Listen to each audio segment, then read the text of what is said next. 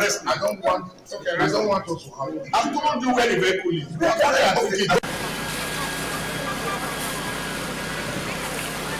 The truck was actually coming from Ring Road.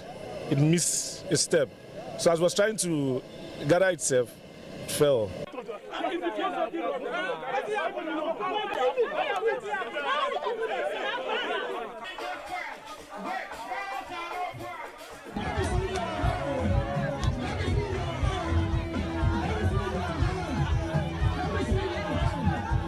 What we are witnessing these days, it is something we can no longer understand. They should stop telling us and promising us all those promises are fake, giving us this set of promises are fake. We don't want it anymore.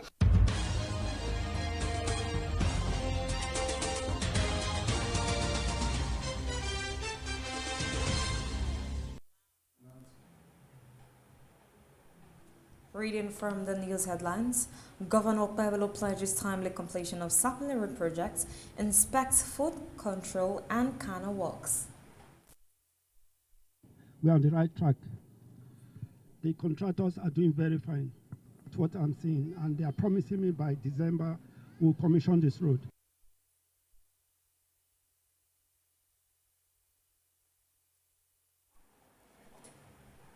Eagle Council Chairman terminates all political appointments from previous administration.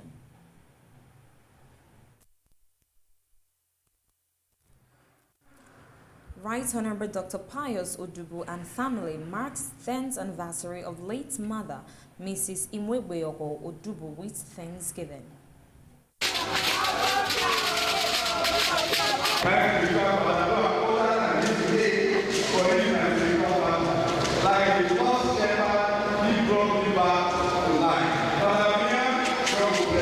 A child that can remember where he came from is worthy to be celebrated.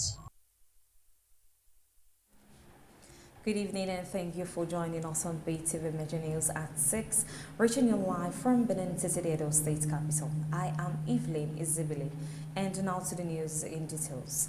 Edo State Governor Senator Monday Okpebholo at the weekend inspected the state-funded reconstruction of the popular Sapele Road in Benin City, the state capital. The artery connecting the entire South-South geopolitical zone is a federal government road that the state has undertaken to address the challenged deplorable road condition. Best Orito has details. During the tour, Governor Monday Okpebholo examined the 1.5 kilometers of completed surface drains, a 1 kilometer underground channel, and a 1.6 kilometer underground canal designed to mitigate perennial flooding in and around Sapele Road as is. The project features a reinforced concrete pavement structured of 200 millimeters with over 5 kilometers of rigid pavement and 5.5 kilometers of stone base already completed. Governor Okpebholo also inspected other connecting roads around the axis. He expressed confidence that the ongoing Ogege Road project of Sapele Road in Benin City will be completed by December 2025, in line with the contractor's commitment. The inspection began at Moscow Junction on Sapele Road and covered major intersections including PZ, Ajib, Ekai Junction, Winans, ROCCG Junction, and Ewuhu before terminating at Ogege and Old Ogege Roads. Governor Okpebholo also inspected 4 kilometers of drainage channels extending beyond the section initially handled by Laviette Construction Company, whose contract was earlier terminated. Demonstrating hands-on supervision, the governor trekked over 2 kilometers along the Sapele Road corridor, stopping at intervals to verify the thickness of the concrete pavement, inspect reinforcement rods, and ensure compliance with contractual standards. He was warmly received by motorists, traders, and residents who hailed the project as a major intervention that is restoring the road's functionality and easy traffic congestion.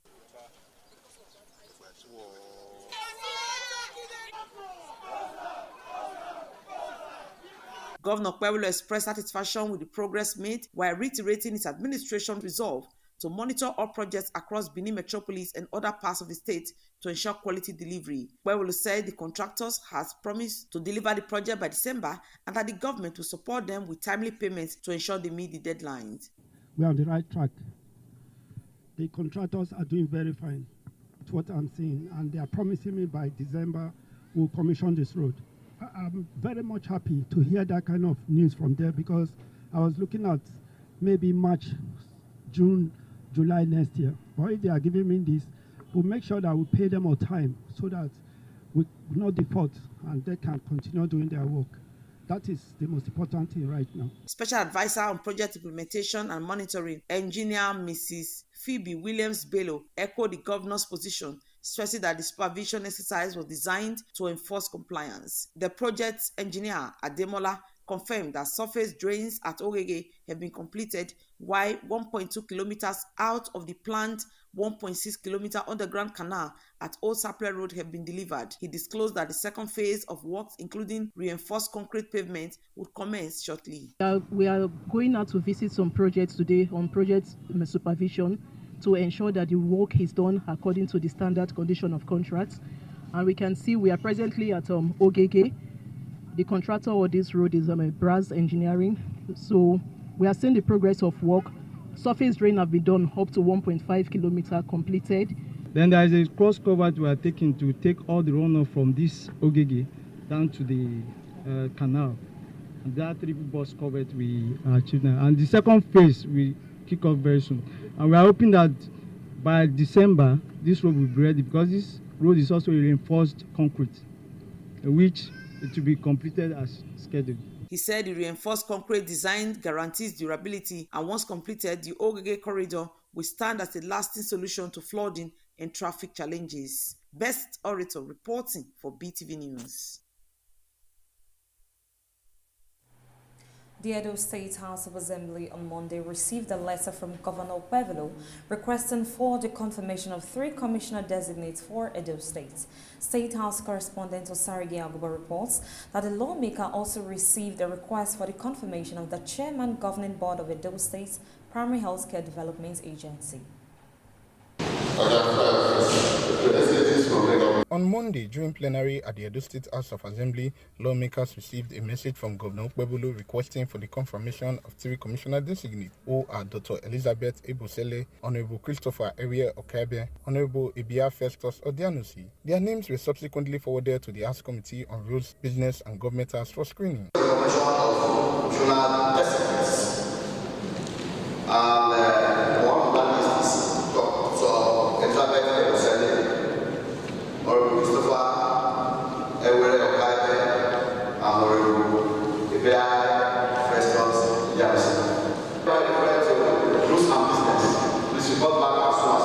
The lawmakers also received a request from Governor Pebulu for the consideration and confirmation of Dr. Eyabi Odiasi as chairman, Governing Board of Edo State Primary Healthcare Development Agency. His name was also forwarded to the Committee on Rules, Business and Government Affairs for screening. Similarly, a letter requesting for the passage of a bill for a law to establish the Edo State Ecological Funding and Management Commission to provide for the mobilization, allocation, utilization, monitoring and management of ecological funds and resources in Edo State was referred to a 5-member ad hoc committee set up during plenary, chaired by the Majority Leader, Honorable Jonathan Iyamawu, to report back to the House on Tuesday, as the Speaker described the bill as urgent and important. The letter is very, very important, so I'm going to refer an ad hoc committee that will report back to this House by tomorrow. So the chairman of that ad hoc committee is Honorable Jonathan Iyamawu, Honorable Abedo, Honorable Adekama, Honorable Member representing Oman East, Honorable the minority please join them. This is very urgent. So you have 5 members of that. From the Edo State House of Assembly, Osaruge Agwebo reporting for BeeTv News. The acting chairman of Ego Local Government Council, Honorable Osara Osa Eribo, has disillusioned the executive arm and all political appointees of the local government with immediate effect. A statement signed by the acting chairman says that Honorable Eribo deeply appreciates the dedication, loyalty and services the former appointees rendered during their tenure. He said their contributions have been invaluable to the growth and progress of Ego Local Government. The statement says all council properties in their possessions are to be handed over without delay to the appropriate heads of departments or, where unavailable, to the highest ranking council staff of the department. He extended his sincerely and heartfelt gratitude to them for their commitment and wished them success in their future endeavors.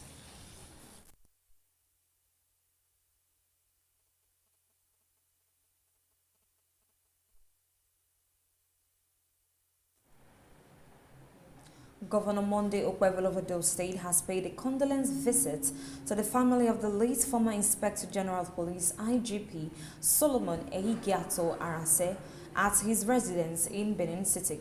The late IGP, who passed away recently at the age of 69, is being remembered not only for his distinguished service to Nigerian police force, but also for his critical role in Governor Okpebholo's political journey. BeeTv News' Favor Kolawole has details. Reflecting on their relationship, Governor Okpebholo described the late Arase as a key figure in his journey to becoming governor. Governor Okpebholo expressed profound sadness over Arase's passing, noting that it came too early in his prime. He told the late IGP's family that it is unfortunate that he had to leave at this early stage, but God knows best. What truly matters is how people live years. He urged the family to remain strong and assured them of the state governor's support, directing that Edo State would be involved in the burial arrangement as a mark of respect. Life. One must come, at the same time, go back. The most important thing is the way we spend our life on earth. The husband has done so well. It's somebody that in my own, I have so much to say about him. I remembered when I started this journey on how I want to become a governor of Edo State. The first person that I went to his house with General Sese was him. I came to his house in the night and we sat down and he listened to me talk. At the end of the day, he concluded, he said, I'm going to support you. To show his support, he said, next weekend, I'll take you to the Oba. He was the first person that actually took me to the Oba of Benin. To me, it's a very big credit. And that was the first stepping stone into my success. How can I forget such a man? Junior Arase, the late IGP's first son, thanked the governor on behalf of the family for his visit and comforting words. Commissioner-designate Kazim Afebwa also praised Arase's legacy, highlighting his innovative contribution to policing in Nigeria, including his introduction of community policing and his efforts to dismantle roadblocks, which transformed security operations nationwide. A PhD in law, he understood the law, he wrote the law, and quite a number of other books. He's a man we will all miss, but just like you said, Mr. Governor, God knows why he took his life at this point. It's very painful, it's very hurtful, it's very mournful. But we will continue to commit the family into the hands of Almighty God. On behalf of the Arase family, we would like to thank you very much for coming, and also know that we appreciate your prayers and know that your prayers and your condolences are giving us strength. Thank you very much for coming. Governor Okpebholo's tribute underscores the deep personal and professional impact the late IGP's son Arase had on political landscape of Edo State and beyond, cementing his legacy as both a dedicated public servant and a mentor. The governor also attended 10-year remembrance of the late Mrs. Imwegbeyoho Odubu, with other prominent figures such as the Deputy Governor, Right Honorable Dennis Idahosa present. Favor Kolawole reporting for BeeTv News.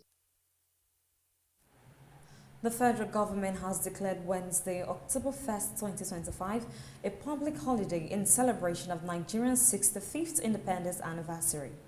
The announcement was made by the Minister of Interior, Dr. Olubunmi Tunji Ojo, on behalf of the government.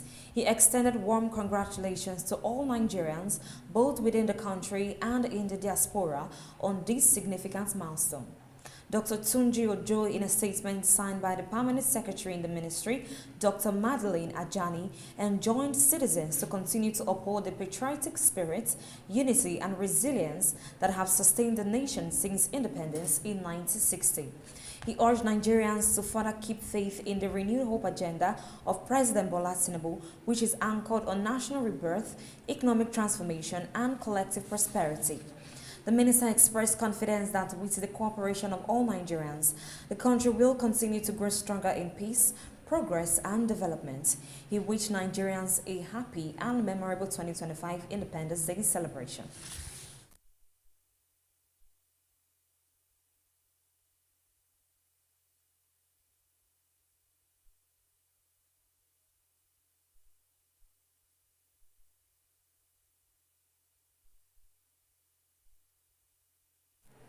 A special Thanksgiving service has been held in honor of late Mrs. Imwegbeyogo Odubu Ni Osunde, mother of the former Deputy Governor of Edo State, His Excellency Right Honorable Dr. Pius Odubu.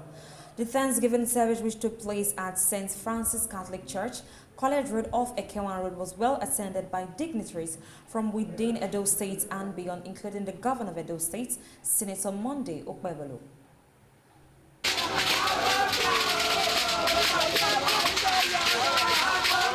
It was a moment of gratitude and thanksgiving to God at St. Francis Catholic Church in Benin City as children and family of late Mrs. Imwegbeyogo Odubu Ni Osundi, led by the former Deputy Governor of Edo State, Right Honorable Dr. Pius Odubu, mark 10 years of fond memories of their beloved mother.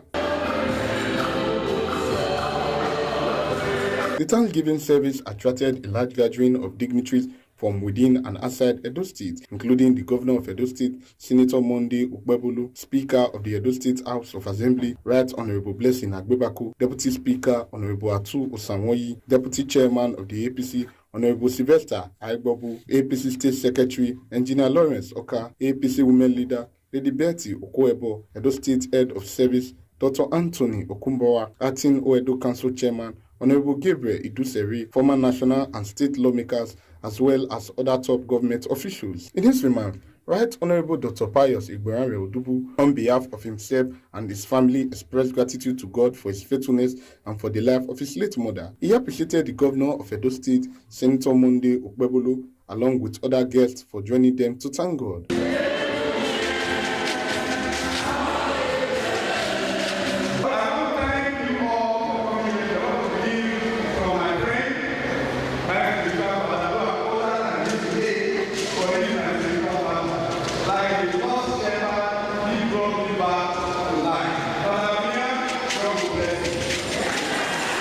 Earlier, the parish priest of St. Francis Catholic Church, Reverend Father Andrew Obiyan, described late Mrs. Imwegbeyogo Odubu as a woman deeply treasured. He noted that although 10 years had passed since her death, her memory remains alive through the love and legacy she left behind. He commended her children, led by Right Honorable Dr. Pius Odubu, for thanking God for her life and cherishing her motherly role in their lives.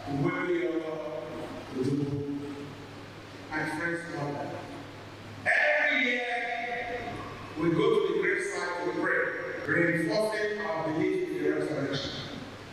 And now, 10 years have rolled back, this woman is not forgotten. The human man, the mind of man, the heart of man, has created a large room for memory. So memory is very important. And that's what the Odubu and the Sunday family celebrate today. No one has control over how people feel and how they reciprocate your contribution. Nobody has control over it. Some guests who attended the Thanksgiving service commended Right Honorable Dr. Pius Odubu for bringing his family together to thank God for the life of their late mother, noting that it reflects their love and recognition of the impact she had on their lives. I celebrate with him because a child that can remember where he came from is worthy to be celebrated. And I always identify with him because he always does this and he's a man to recognize with. To remember a mother who lived for her children after 10 years is something that I'm very, very happy about. And, the former deputy governor, his attitude to these things, he's a grateful person. And today, it shows again that he's grateful to his mother for all that she did while she was alive. Odubu is a replica of the mother that is celebrated today. It therefore shows that the mother was a great woman and has imparted in Odubu a lot of legacies that Odubu is exhibiting today. So it shows that there is peace in the home. He's our senatorial leader, so we are very happy with him. So we thank God for his life that after 10 years, he's celebrating the memory of his late mother, still very strong and healthy. He's a good one. We all thank God for his life. Prayers were offered for Right Honorable Dr. Pius Odubu and his family, as well as for the Executive Governor of Edo State, Senator Monday Okpebolo Osarogie Agwebo. Reporting for BeeTv News.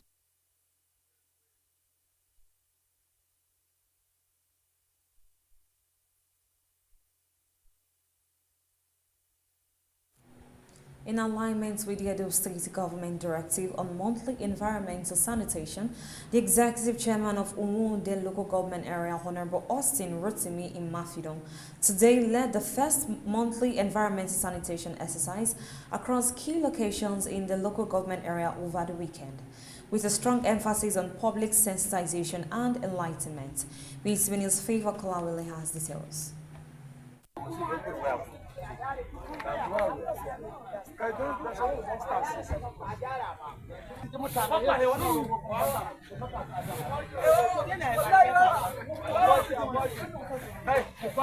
The exercise, which marked the beginning of a renewed commitment to a cleaner and healthier environment in Nwode, was primarily geared towards educating residents on the importance of sanitation and environmental hygiene. The chairman assured the public that while this month's exercise focuses on enlightenment, enforcement will commence from next month. The chairman, accompanied by top officials of the local government, commenced the exercise at Eho, where he addressed residents at the Eho market and the outside quarters. During his visit, he assured the people of immediate evacuation of the existing heaps of refuse before the next day. He also disclosed plans to construct a perimeter fence around the Eho market to enhance sanitation, security, and proper waste management.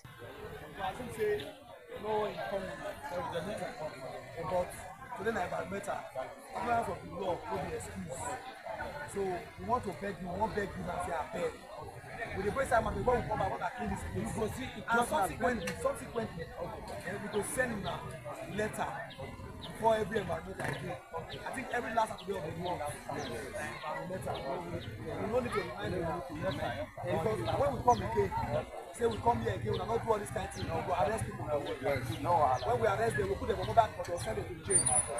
You hear me? So I beg. We are not about it. We are there a long time. When they come back now, maybe they clean everywhere. Come. Everywhere. Where's the other? They clean everywhere. If you come, once I say this place don't clean, then we go evacuate the two. When I gather put on the side bag, all those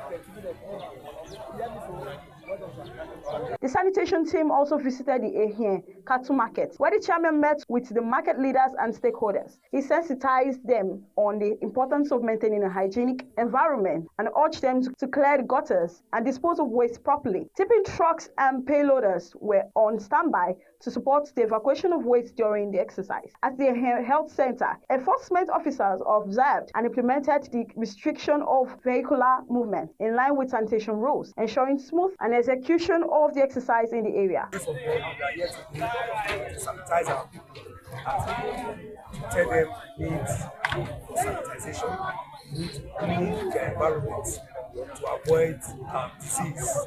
So when we come back again next time, we are going to enforce it. So we've told them every last Saturday of the month is environmental sanitation, and every law-abiding citizen of this country must obey.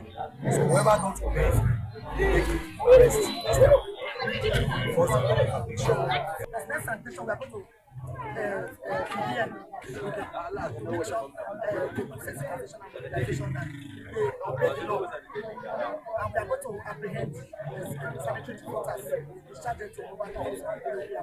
in the chairman's entourage were the head of local government administration, head of Department of Health and Environment, secretary to the local government, chief press secretary, chief of staff, chief security officer, supervisors, councillors, and members of the press corps. Headquarters is very paramount to us. Patient charity begins here is the headquarters of our local government, and we must make sure they abide by the law here. And when they abide by the law here, it can also be extended to other parts of the country.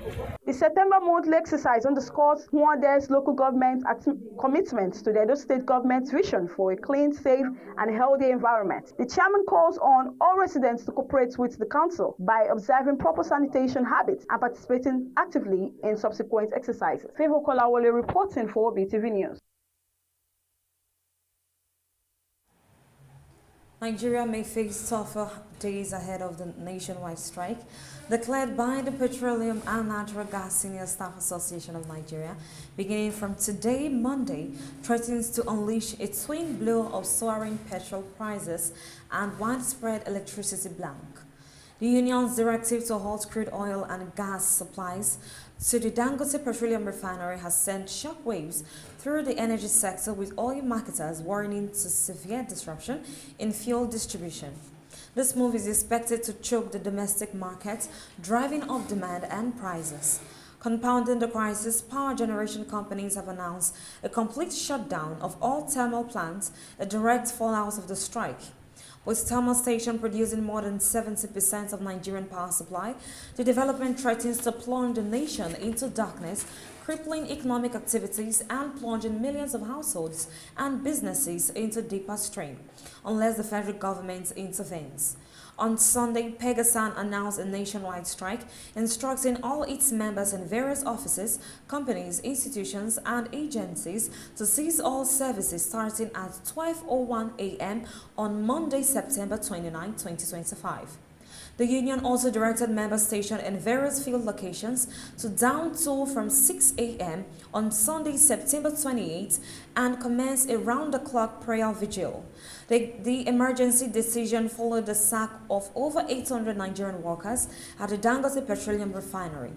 In a strongly worded resolution signed by Pegasan General Secretary Lumumba Okugama, the union accused the refinery of violating Nigerian labor laws and International Labour Organization conventions by sacking workers for joining the union. It's alleged dismissed workers have been replaced by foreigners.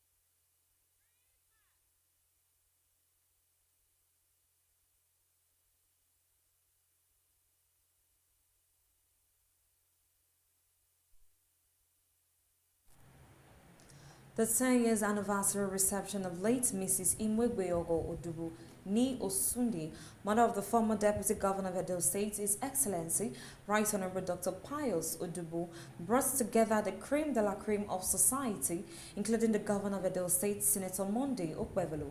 BeeTv News Best Orator reports that late Mrs. Imwegwe Odubu was extolled with glowing praises and tributes from her children and distinguished guests.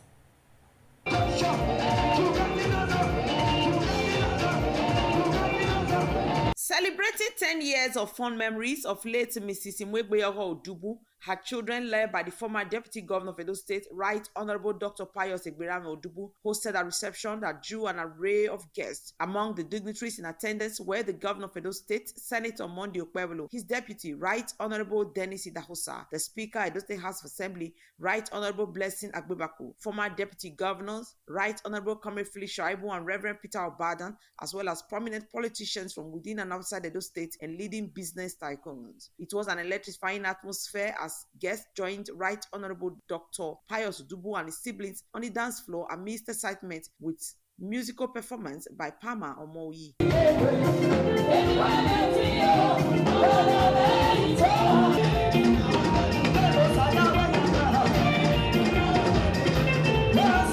Some guests at the event extolled late Mrs. Imwegbeyogo Odubu as a woman of rare qualities and enduring legacy, whose life remains worthy of emulation. They also commended her children, led by Right Honorable Dr. Pius Odubu, for celebrating her love and legacy. The mother that died 10 years ago that they are celebrating today had good children.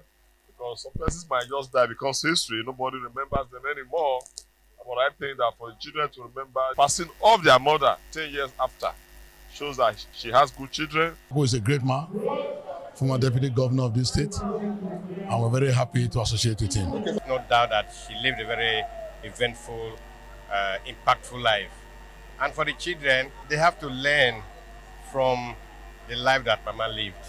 Because if Mama didn't live an impactful life, an eventful life, there will be nothing to celebrate 10 years after. A man of great intellect, a man with great capabilities, who when he was Deputy Governor reached out to all, irrespective of political parties. The mother was nice. The mother is who made him who he is today. So he just wants to appreciate her and thank her for what, even though she's in heaven, he wants to thank her for all she did.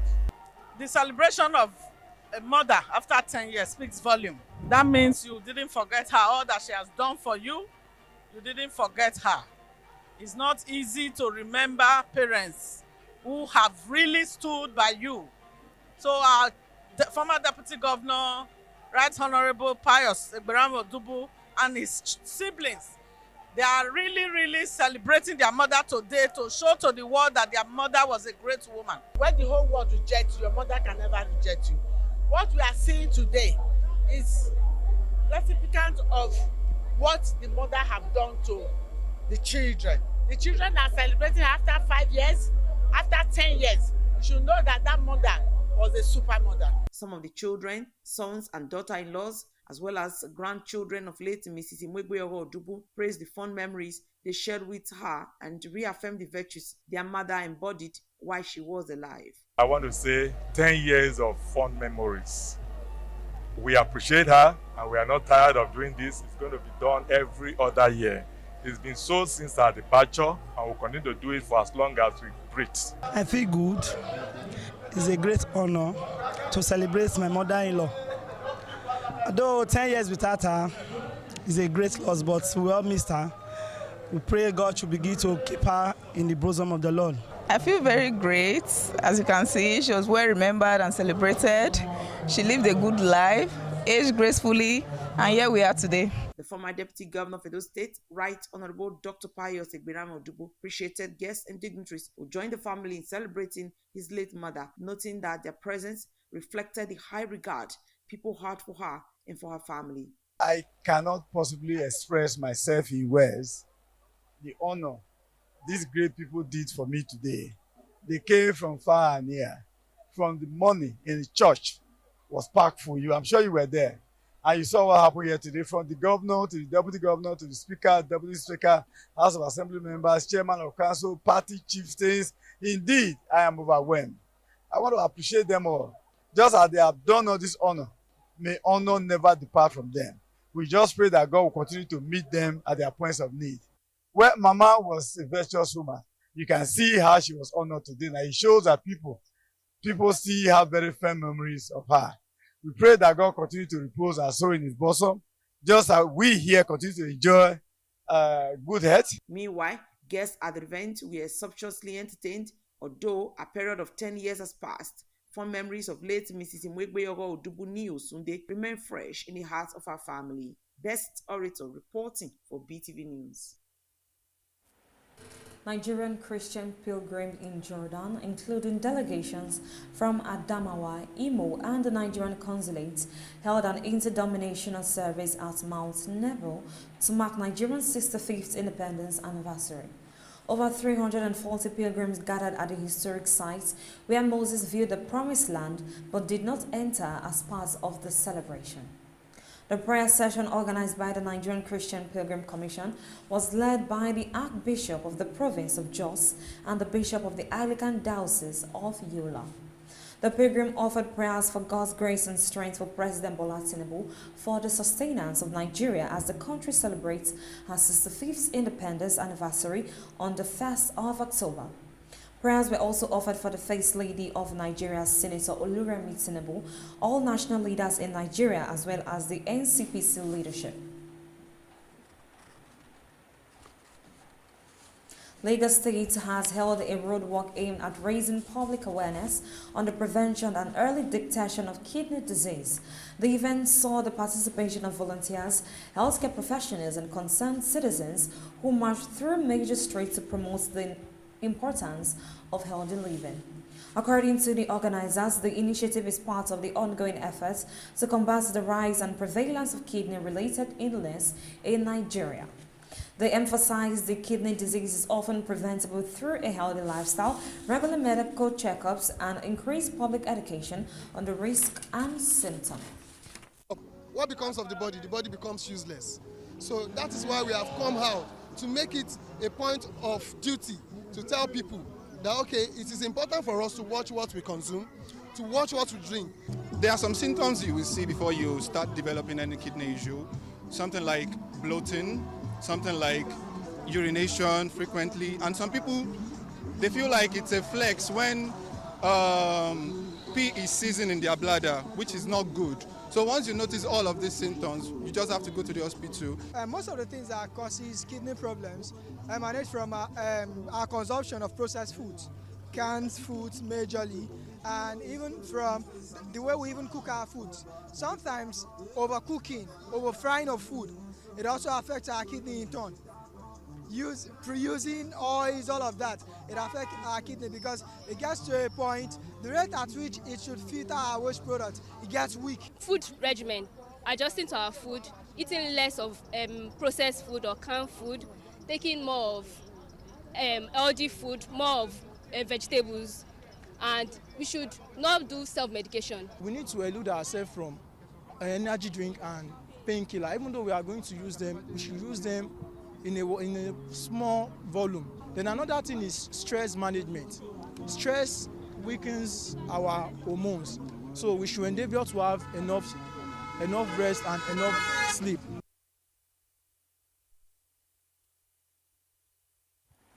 Journalists in Nigeria have called upon to take a more active role in advocating for policies that promote crop improvement and conservation as part of broader efforts to achieve sustainable food production and security.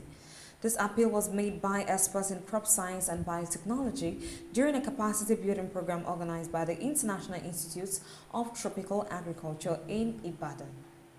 The 1D capacity building is designed to equip media professionals with the knowledge, skills, and practical tools needed to report accurately on agricultural innovations, especially crop improvement tools, biotechnology, gene editing, and the critical role of gene bank resources. The training was a combination of classroom sessions with practical demonstrations and a guided tour of INTA's Genetic Resources Center and conversation facilities.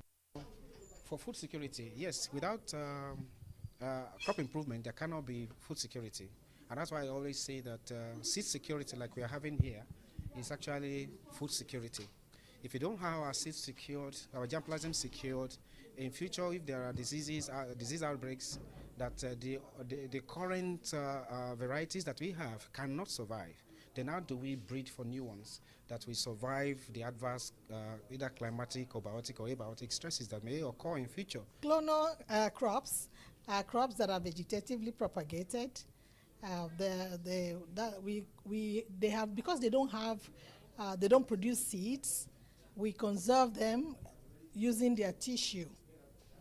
So we have 3 major crops that we conserve clonally here at IITA, which is yam, cassava, plantain, and banana. It also covered reporting basis on genetic resources, interpreting scientific data, and hands-on demonstration, including seed cleaning, viability testing, and gene bank data are used by breeders.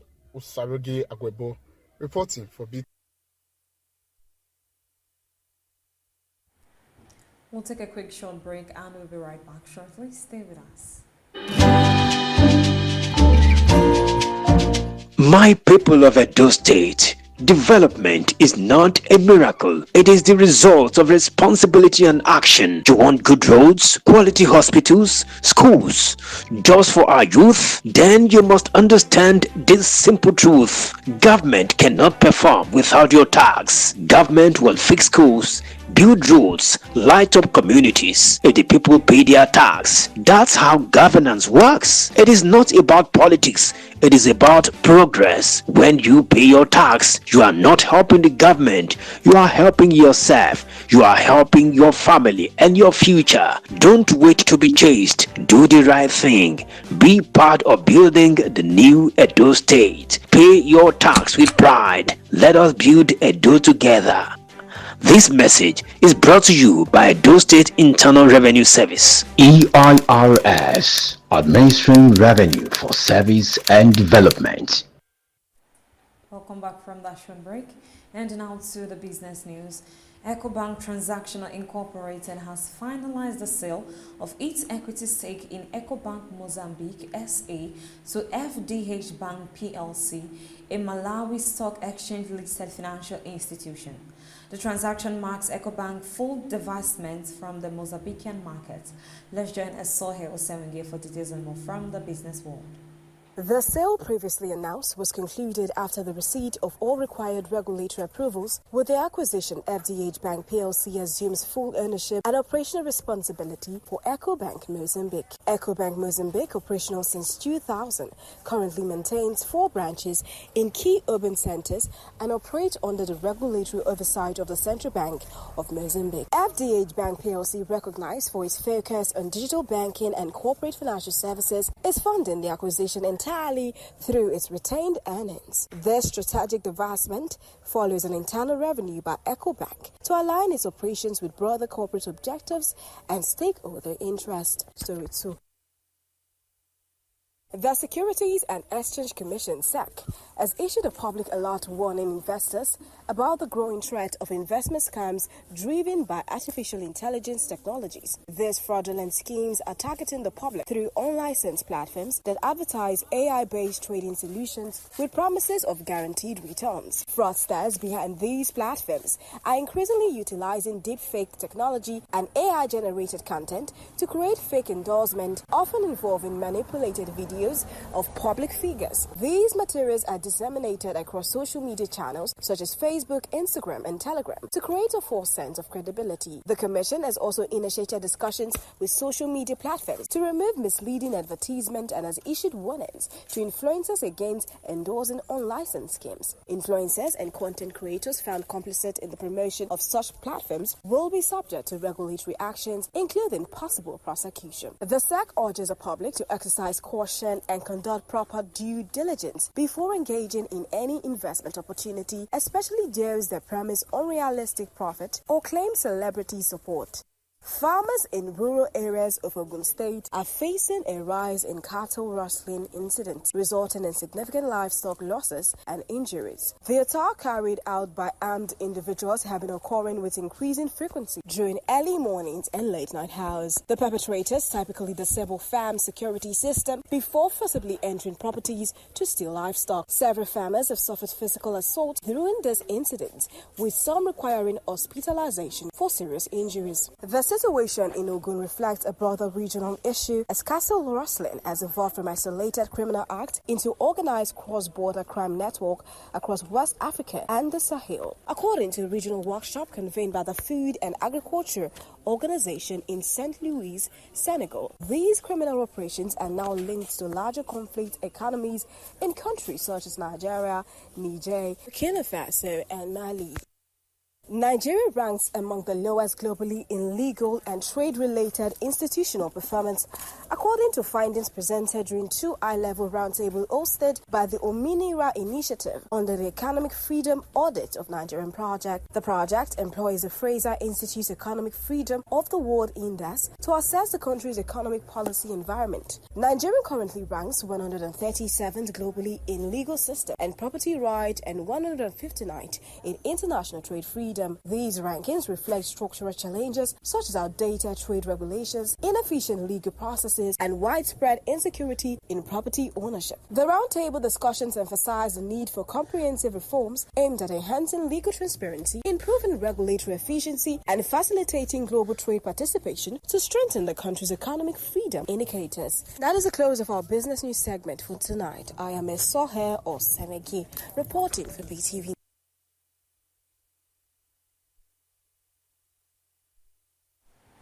Reading from the Global Sense, a Russian aerial bombardment that lasted more than 12 hours has killed at least 4 people and injured at least 70 others in Ukraine. President Volodymyr Zelensky said the deaths of all occurred in the capital Kyiv, where many of the projectiles were aimed and the victims included a 12-year-old girl.